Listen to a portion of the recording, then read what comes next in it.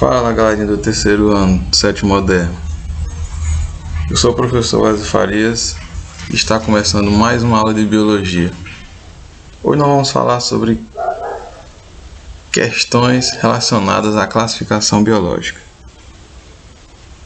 Para que a gente possa dar uma refrescada na nossa memória a respeito desse tema tão importante da biologia, eu trouxe aqui para vocês um mapa mental que vai nos dar uma base bem bacana para que a gente possa responder as nossas questões.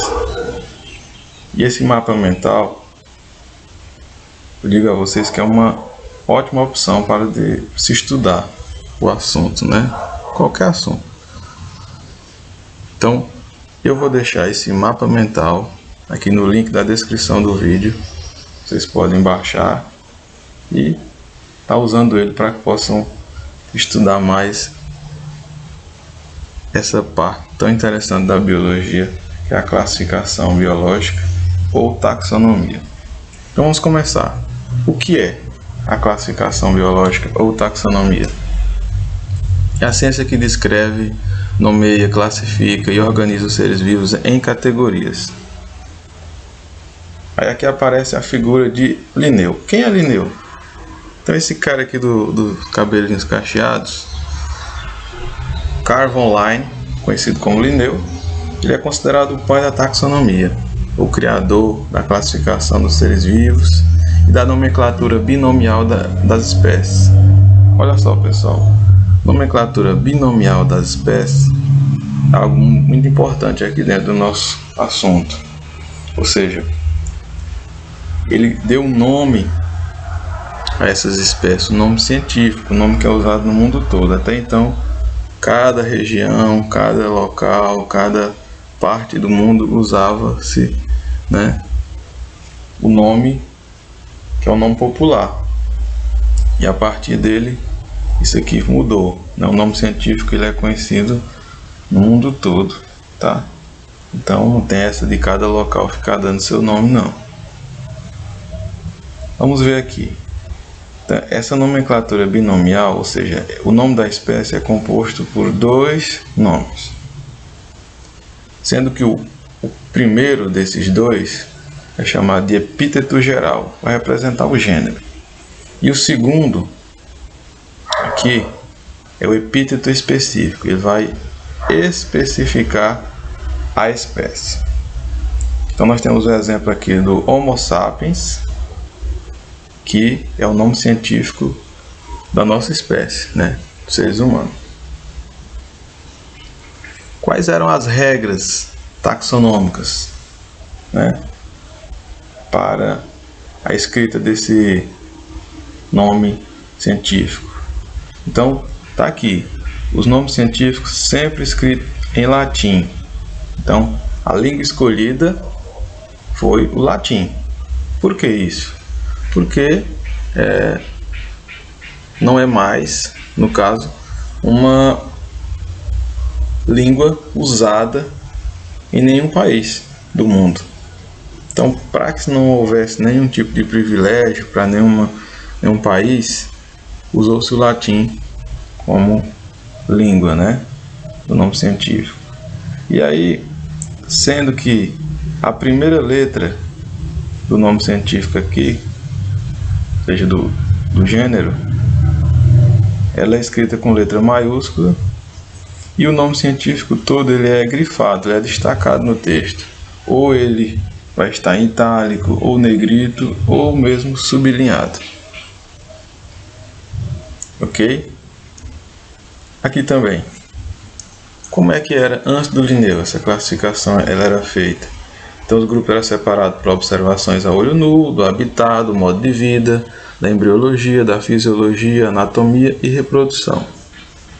E aqui, pessoal, para fechar aqui essa parte, nós temos aqui o sistema de Linneu. Então, como eu falei, ele criou esse sistema, né, classificação, que é a taxonomia, exatamente porque ele dividiu em categorias, né, que é chamado de taxons. Aqui vocês podem observar aqui, né? Hoje nós temos uma categoria aqui a mais, que é o domínio, né? Então no domínio nós temos o domínio, que é o domínio arqueia, o domínio bactéria e o domínio eucária. As arqueias, as bactérias e os eucarióticos estão aqui, esses domínios. Mas aqui a gente vai abordar basicamente aqui a partir de reino, né? É a partir de reino que a gente vai fazer essa abordagem. Ou seja, aqui do reino até a espécie, você observa que vai afunilando, né? Então aqui, por exemplo, o reino pode ser o reino animal. Vamos pegar aqui no domínio Eucária o reino Animalia, né? O reino dos animais. E aí eu vou dizer que no reino animal nós temos todos os animais. Mas aí eu vou encontrar aqueles que são mais próximos. Vou colocar eles no mesmo filo. Dentro do mesmo filo, eu vou separar aqueles animais que são mais próximos e vou colocar num outro grupo que eu vou chamar de classe, outro taxon, né? Dentro da mesma classe de animais, eu vou separar aqueles que são mais próximos e vou colocar numa mesma ordem. Dentro de uma mesma ordem de animais, eu vou separar aqueles que são mais próximos e vou colocar num grupo menor. Eu vou chamar de família. Dentro de uma mesma família de animais, eu vou separar aqueles que são mais próximos e colocar num grupo menor ainda, que eu vou chamar de gênero. E dentro do mesmo gênero, eu vou separar aqueles que são idênticos entre si e vou colocar num grupo bem restrito, que eu vou chamar aqui de espécie. Então vocês observaram que eu parti aqui do taxon mais abrangente, aquele que tinha uma diversidade maior, e fui descendo aqui até o taxon menos abrangente, que é a espécie, que é aquele que já aquele grupo que já afunilou, então só vai estar lá quem é idêntico, né? E aí, para me lembrar, ou seja, memorizar aqui a ordem dessas categorias do Linneu, nós temos aqui um macetezinho que eu creio que vocês já conhecem, que é a reficofage. Então, usando esse macetezinho, eu consigo lembrar aqui, tá, da ordem das categorias de Linneu. Então, a partir de reino, né? Como eu tinha falado para vocês. Então, ré, reino, fi, filo, có é classe e ordem, fá é família, gé é gênero e espécie.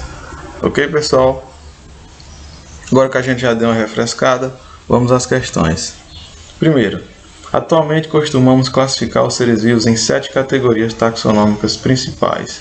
Marque a alternativa que indica corretamente essas categorias na ordem da categoria de maior abrangência para mais restrita, ou seja, de menor abrangência. E aqui, ó, vamos lá, o nosso macetezinho, reficofage. A de maior abrangência, lógico, vai ser lá o nosso reino, né? Então, reino, filo, có, classe e ordem, fá, família, gé, gênero e espécie. Então aqui vai ser a letra D, do reino até a espécie. Então, pessoal, aqui na questão 2 diz o seguinte: considerando os conhecimentos de taxonomia, é correto afirmar que as regras de nomenclatura binomial de Linneu estabelecem que, letra A, o gênero pode ser indicado sem se referir a uma espécie em particular. Letra B, para se referir a várias espécies de um gênero, pode-se usar SP após a denominação da família. Letra C, pode-se escrever o nome da espécie sozinho quando o gênero não for conhecido. Letra D, ambos os nomes relativos ao gênero e à espécie devem ser escritos em grego. Letra E, ambos os nomes relativos ao gênero e à espécie devem ser escritos em itálico e sublinhados. Então, relembrando aquela parte das regras que eu passei para vocês, nosso mapa mental, pelo sistema da nomenclatura proposto por Linneu, A nomenclatura para a espécie ela é binomial. Então o primeiro nome vai indicar o gênero, tá? É o epíteto do gênero, é o epíteto geral, enquanto o segundo nome é o epíteto específico, né, que vai especificar a espécie. O básico que nós temos que entender aqui é o seguinte: o nome do gênero pode aparecer sem o termo específico, sem o segundo nome, tá? Já o termo específico nunca pode aparecer sozinho.